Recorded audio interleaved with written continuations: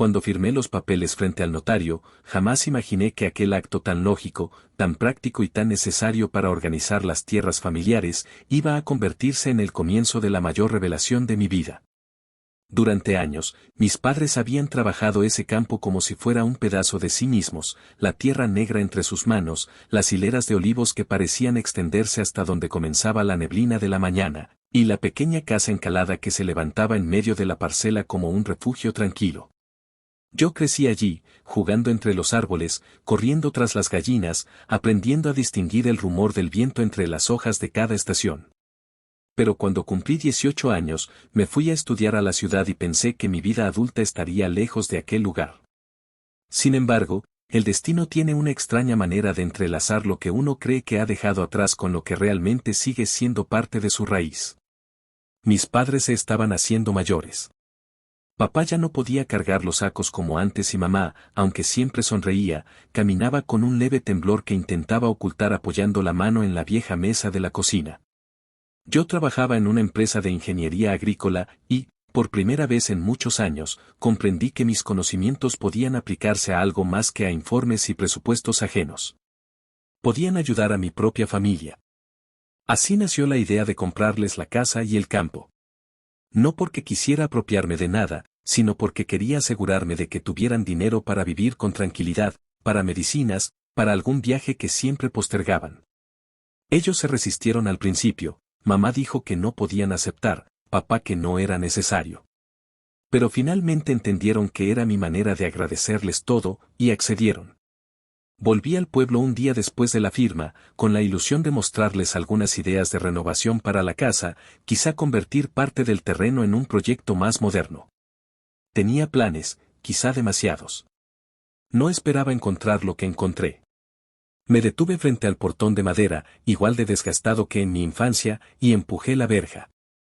La casa estaba silenciosa, tan silenciosa que por un momento pensé que no había nadie. El aire olía a café y a hierba cortada. Entré llamando a mamá, a papá, pero nadie respondió. Caminé hacia el fondo, donde estaba el pequeño comedor con ventanas hacia el campo. Entonces los vi. Estaban sentados a la mesa, uno frente al otro, con las manos entrelazadas. Mamá tenía las mejillas húmedas y papá mantenía la mirada baja, como si llevara horas sin atreverse a levantarla. Me quedé paralizado en el umbral, intentando entender aquella escena, sintiendo un escalofrío recorrerme la espalda. ¿Qué pasó?, pregunté en voz baja. Ambos se sobresaltaron. Mamá se secó las lágrimas apresuradamente y papá se puso de pie, pero parecía desorientado, como si no recordara dónde estaba. Nada, hijo, dijo él. Cosas nuestras. No te preocupes. Pero yo conocía ese tono. Lo había escuchado cuando murió la abuela, cuando el médico le dijo a mamá que debía cuidarse el corazón, cuando papá vendió su viejo tractor porque ya no podía manejarlo sin dolor. Era la voz que usaban cuando querían protegerme de algo. ¿Por qué lloraban?, insistí. Mamá bajó la mirada. Papá suspiró. Luego, como si la verdad le pesara demasiado, se sentó de nuevo. Me acerqué lentamente y me senté con ellos. Sentía una presión en el pecho, una mala intuición, como si algo se me escapara entre los dedos. Hijo, comenzó mamá, sabemos que lo hiciste para ayudarnos. No podríamos estar más orgullosos. Pero, no imaginabas esto. No sabías lo que ocurría. Me quedé helado. ¿Qué ocurre? Papá apretó su mano sobre la mesa. Su voz se quebró. Todo este tiempo, dijo, pensaste que la tierra era nuestra. Que te la vendíamos porque querías ayudarnos. Pero no es exactamente así. El silencio se volvió tan denso que parecía oprimirme los pulmones. Mamá miró a papá, como pidiéndole permiso para continuar. Hijo, murmuró ella, esa tierra no era realmente nuestra desde hace años. Sentí que algo en mí se rompía, como si hubiera pisado un suelo frágil sin saberlo. Recordé la herencia de mis abuelos, los documentos que siempre pensé que estaban en orden, los rumores del pueblo sobre algunos problemas legales, pero jamás imaginé que afectara directamente a nuestra finca. ¿Cómo que no es suya?, pregunté, intentando mantener la calma. ¿A quién pertenece entonces? Mamá se mordió el labio, conteniendo un sollozo. A tu tío Julián. Me quedé en shock. Mi tío Julián había sido el hermano mayor de mi padre. Un hombre duro, ambicioso, siempre en conflicto con todos. No tuvo hijos ni esposa, vivió siempre envuelto en disputas por tierras, por deudas, por límites del terreno. Había fallecido hacía un par de años de manera repentina. Pero nunca imaginé que tuviera algo que ver con la finca. No entiendo, dije finalmente. ¿Cómo pudo pasar eso? ¿Por qué nunca me dijeron nada? Papá respiró hondo, como preparándose para confesarse. Hace 10 años tuvimos dificultades. Yo me lesioné la espalda, mamá tuvo complicaciones con el corazón. Y la cosecha fue mala. Muy mala. Debíamos dinero. Pensamos que podríamos reponernos al año siguiente, pero no fue así. Tu tío nos ofreció un préstamo. Firmamos documentos que no entendimos del todo, confiamos en él, aunque fuera terco y complicado. Mamá continuó con voz suave. El terreno quedó como garantía del préstamo. No lo sabíamos. Cuando no pudimos pagar, él se quedó con la tierra. Nos permitió seguir viviendo aquí, pero la propiedad pasó a su nombre. Nos dijo que no te lo contáramos, que tú no necesitabas cargar con nuestras deudas. Mi respiración se volvió pesada. Una mezcla de incredulidad y rabia comenzó a hervir en mi interior. ¿Y cuándo él murió? Pregunté. ¿No se podía recuperar? Papá negó lentamente. Su testamento, nadie lo encontró. Y su abogado dijo que todo pasaba a un fideicomiso hasta resolver disputas con antiguos acreedores. Pensamos que al final se aclararía, que no deberíamos preocuparnos. Pero el proceso se alargó. Y cuando tú ofreciste comprarnos la tierra, hijo, no sabías que en realidad no estábamos vendiéndote nada que pudiéramos vender. Sentí un nudo en la garganta. De pronto todo tenía sentido, la expresión de cansancio en los rostros de mis padres cuando mencioné la compra, su resistencia, las miradas cómplices entre ellos. Y ahora estaban allí, llorando, porque de alguna manera sentían que me habían engañado, aunque yo sabía que nunca lo harían deliberadamente. Pero, yo pagué una suma importante. Tenían que haberme dicho algo. Papá rompió a llorar, un llanto silencioso, casi infantil. Jamás lo había visto así. No queríamos que pensaras que éramos un fracaso. Te fuiste joven para hacer tu vida, para estudiar. Siempre sentimos que te habíamos fallado por no poder darte más. Y cuando regresaste con esa generosidad, no queríamos cargar sobre ti nuestras vergüenzas. Mamá se inclinó hacia mí y tomó mi mano. Sabíamos que algún día lo descubrirías. Pero no así, no después de la compra. Pensábamos explicártelo cuando tuvieras tiempo, cuando pudiéramos ordenarlo todo. Me quedé callado un largo rato. Los pensamientos me golpeaban como piedras. El dinero que pagué, el proyecto que tenía en manos, la casa donde crecí que quizá nunca había sido realmente nuestra. Pero más que eso, el dolor de ver a mis padres hundidos bajo el peso de una culpa que no merecían. ¿Y por qué lloraban ahora? Pregunté. Papá me miró con unos ojos que no olvidaré jamás. Porque hace 2 días nos llegó una carta. Una notificación legal.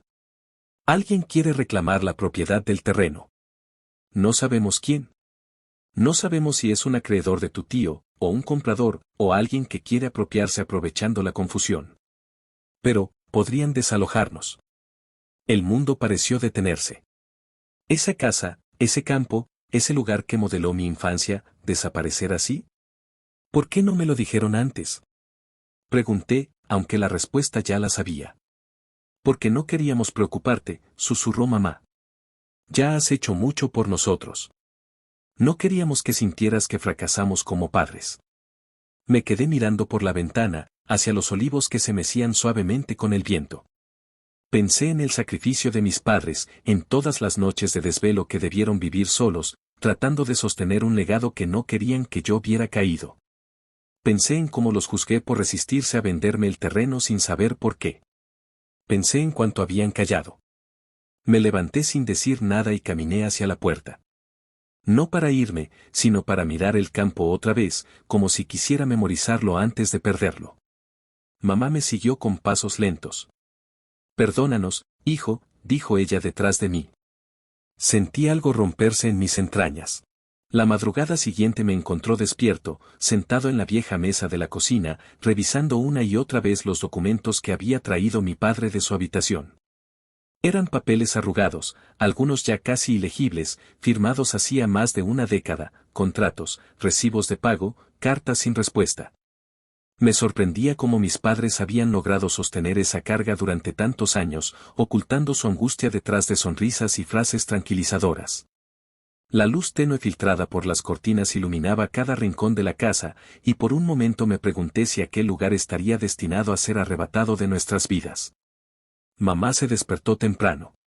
La oí caminar despacio, y luego entrar en la cocina con la bata puesta y el cabello recogido como siempre. Notó que había pasado toda la noche allí, y no dijo nada. Se limitó a servirme una taza de café caliente y a colocar una mano sobre mi hombro. Ese gesto, tan sencillo, me transmitió una fuerza inesperada. Papá llegó poco después, todavía con el rastro del cansancio en la mirada. Hijo, dijo con voz ronca, no tienes que hacer esto. Podemos resolverlo nosotros. Lo miré y negué con la cabeza. No. Esto no es solo de ustedes. Es de todos. Es mi hogar, papá. Y no voy a dejar que se pierda. Él bajó la mirada, como avergonzado. Pero yo sabía que no debía sentirse así. No había culpa en él ni en mamá, solo malas decisiones hechas desde la necesidad y la desesperación, decisiones que cualquier persona asustada habría tomado. Después del desayuno tomé el coche y fui al pueblo. Necesitaba hablar con alguien que entendiera el proceso legal. Conocía a Clara, una abogada local que había sido compañera mía en el colegio. Siempre fue inteligente, meticulosa, y una de las pocas personas en el pueblo que no se dejaba influenciar por los rumores ni por las presiones de las familias con más poder. Cuando le expliqué la situación, frunció el ceño. Tu tío Julián era complicado, dijo. Y tenía cuentas pendientes con demasiada gente. Es probable que alguien esté intentando reclamar la tierra por deudas antiguas. Pero sin un testamento claro, el proceso puede volverse un desastre. Me mostró la carta que mis padres habían recibido. Era una intimidación formal, alguien, bajo el nombre de una empresa agrícola desconocida, reclamaba el derecho sobre el terreno alegando una deuda no liquidada. Sin firma personal, solo un sello y una dirección. Esto huele mal, sentenció Clara. Yo puedo hacer algunas averiguaciones. Nadie va a sacarlos de la casa así como así. Pero necesito tiempo. Regresé con esa mínima esperanza al hogar. Les conté lo que Clara había dicho, y aunque mis padres intentaron mostrarse tranquilos, noté que todavía tenían miedo. Esa noche, después de cenar, salí al campo. Caminé entre los olivos, recordando mi infancia, cómo subía a los árboles para ver el horizonte, cómo papá me enseñaba a diferenciar un buen fruto de uno enfermo, cómo mamá se reía cuando llegaba a la casa cubierto de barro. Era más que una propiedad. Era nuestra historia. Nuestro legado. 3 días después, Clara me llamó. Tengo algo, me dijo con una voz tensa. Es mejor que vengas a mi oficina. Fui de inmediato.